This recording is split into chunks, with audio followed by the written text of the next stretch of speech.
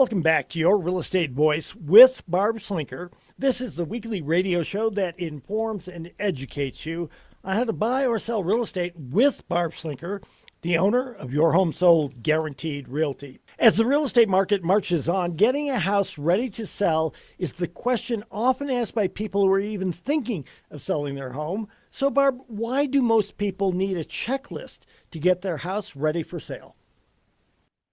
Well, I just think it's a big project. People don't do it every day, and they need to plan ahead. And some things, some people's houses don't have clutter. They're neat and tidy, and they don't need much.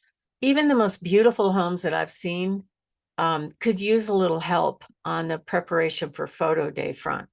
So that's part of what we do, myself and my team. We help you get ready for what to do, what not to do to get the house ready for sale. And sometimes a really small, easy, inexpensive thing can bring the biggest return on your investment. I mean, buyers essentially want everything perfect. They don't want popcorn ceilings. They want it to be priced right. They want the house to be beautiful. But they can't, in any price range, it's true. A lot of buyers don't want to do any work. If they have to do work, they're going to pass on the home. So the first thing that we do when we're starting with sellers is we ask them what is important to them.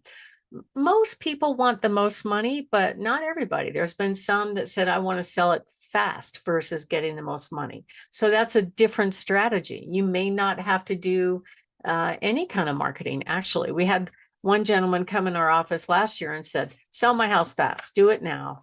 And we did. It never hit the market. The buyer was happy, the seller was happy, and everything worked out great.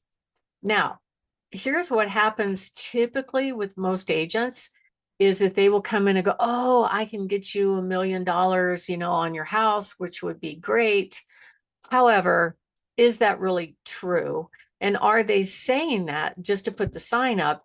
And then they have other agents show, and the other agents will be the bad guy and say, oh, it's priced too high. My buyer didn't like it. They found better homes, that kind of thing. So if you go straight on the market with the highest possible price, it may not be the fastest way to sell the home. The two of them are basically inversely related. Now, the good news is the days on market are dropping again. That's really good all along the front range. And the prices at the same time are ticking back up. So if you hire an agent, usually the number one question I get is, what do I fix? What do I not fix to get the home ready for sale?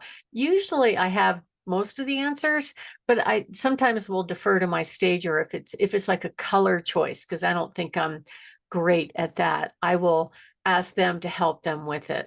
I had one seller recently that got an inherited home, and it was very much a 1980s time warp. It had the mauve pink carpet and the mauve pink flowers.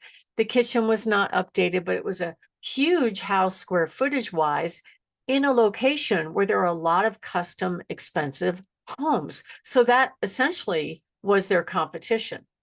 And so they asked me, do we update this kitchen with its tile counters and its white appliances? I said, no, you're not going to get the money out of it, because somebody can go right next door and get a similar custom home that's 20 years newer, that's got all the bells and whistles. So what I suggested is they price it realistically, which in this market is only a small percentage point at full market value. And that's exactly what they did. We had a massive crowd at the open house. We got 6 offers, and it still went on to sell for $75,000 over asking. So it's a lot of strategy. It's really fun to work that way because everything gets done quickly. Now, what should you do? New appliances, maybe, if they're broken. Not all price ranges command granite or luxury vinyl flooring. Those products are pretty expensive. So you really need a professional to help you decide what are the improvements that you should do and what should you not do. So these are the rooms that you should focus on. Number one, curb appeal. Even in the wintertime, it's very important. It's a little bit harder. The yards look so much prettier in the summertime in this climate. However, Curb appeal is really, really important. It is your first impression. So you want to do things like, if you have any dead trees, give them a haircut. If you have any bushes that need a haircut, trim them down, refresh the mulch beds or rock beds, whatever it takes. And then focus on the backyard. Same thing, just clean up the backyard, clean up anything that just looks rough. Like when I look at our backyard, my husband built what's left of a tree house. It's like a platform stuck up on the trees. If we were going to sell it, that'd be number one on my list. Get rid of that because nobody's been up on it. It's probably downright dangerous for kids to play around on. Same thing with trampolines, junk in the yard. All those things can be easily handled, and you could probably do it yourself. The next room, very, very important, is the living room. So most people tend to put too much furniture in their living room. And in that living room, they've got, extra stuff and a lot of tchotchkes and doilies and rugs and toys. And buyers are going to pass on a house that's showing a lot of clutter. So you have to make sure you really stream that down. The feedback that we get a lot of times after they're done with our stagers is, wow, it doesn't feel like anybody lives here. I'm like, I know, that's the idea, but on camera, it looks really good. Same with the kitchen. Everything off the counters, the rugs picked up, fix any broken stuff. Only the coffee pot on the counter. Don't leave an air fryer out. Don't leave your crock pot out. Don't leave your blender out. Find a way to put those away because you want to give the impression of lots of counter space, very spacious, clean and fresh. Master bathroom is the next most important room. And that room also has to be clean, clean, clean, updated plumbing and light fixtures, everything off the counter, get rid of all the cleaning stuff and the toiletries, pick up the rugs, put away the shampoo just for photo day, make it look good. When you do that, you'll get a good turnout. Like we just helped a seller sell a home that really wasn't updated, but it was priced right. It was clean and fresh paint, fresh carpet. That's all they did, and repaired a little thing on the Formica counter. And we had 100 people at the open house, and we got offers 40,000 over asking price. So those are the things that are very important. Depersonalize. I've heard different schools of thought on this. I mean, I've actually seen people that had a massive walls of their whole life story. You're going to have to take those down. It's okay to have a picture or two, but the whole family story is very distracting for a buyer. Again, you want the buyer to walk in and go, I could see myself living here. I love it. I'll take it. That's what you want. Make sure you repaint dramatic colors. That's pretty much any dramatic color, especially in those key rooms. Master, great room. I had one seller that had a vaulted ceiling that was Bronco orange, and they loved the Broncos. Okay, I had them paint it, which they weren't too happy with me about it, but it made their house sell in just a few days. And odors are also something that a lot of people are kind of nose blind to, but make sure you take care of odors. Things like pet odor, obviously, cooking odors, anything that you could think of that might be there. And then, of course, fix the broken things. The broken doorbells drive me crazy. When I approach a house when I'm showing, I'm like, it just doesn't look like it's cared for when you do that. I recently showed a home that had a swamp cooler in it, and they hadn't changed the filter. It was a vacant, nice, staged home.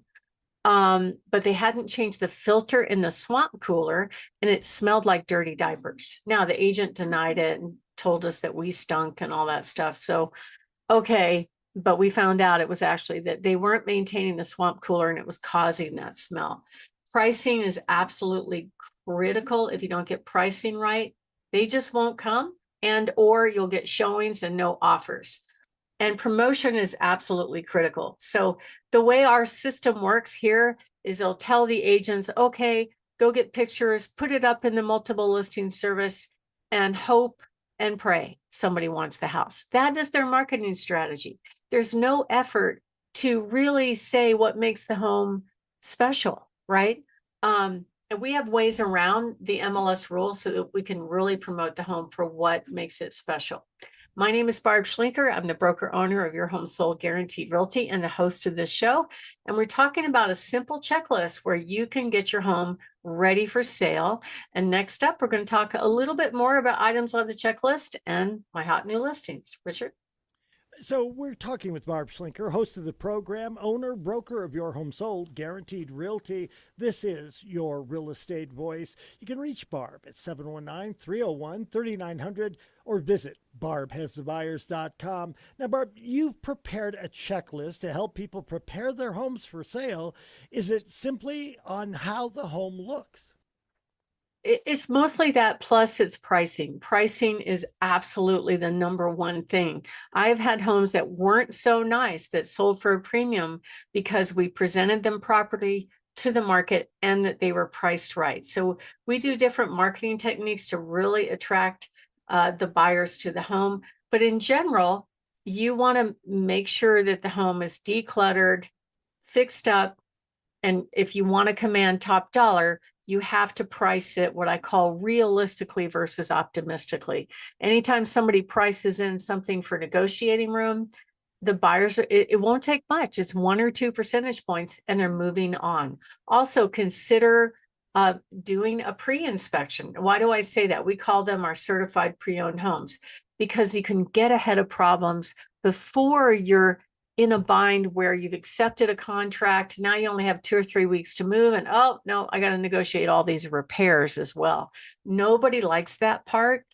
This is the best time to get ahead of it. And you can say with your certified pre-owned homes that we've already inspected it. We're certifying it. We're only going to fix what's on the certified list. Whatever you want or your Joe Billy Bob inspector wants, it doesn't matter. It's just good for you to know. So if you are thinking of making a move, give us a call at 719-301-3900 or go to barbhasthebuyers.com. Richard?